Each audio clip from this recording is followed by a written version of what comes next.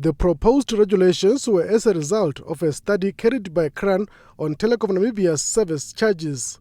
The study found that Telecom has the highest tariffs compared to countries like South Africa and Botswana.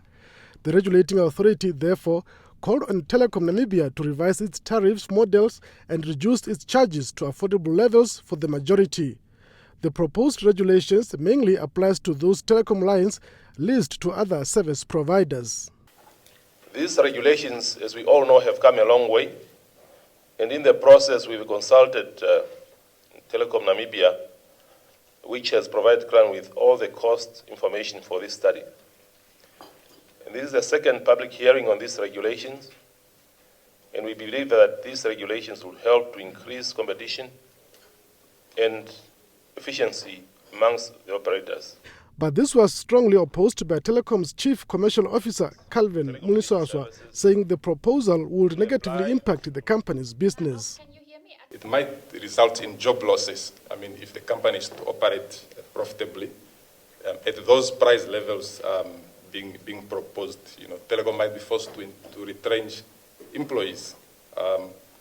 And again, this will cripple Telecom Namibia, business. There will be no incentive to invest, in the network. Muniswaswa described the proposal as unfair and appealed for it to be put on hold.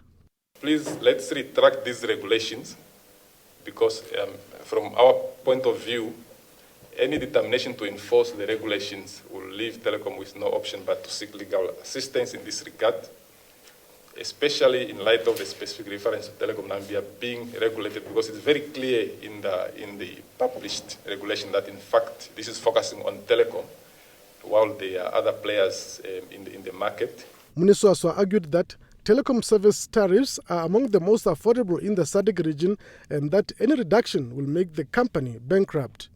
If the proposed regulation comes into effect by next January as planned, Telecom will lose about $170 million annually.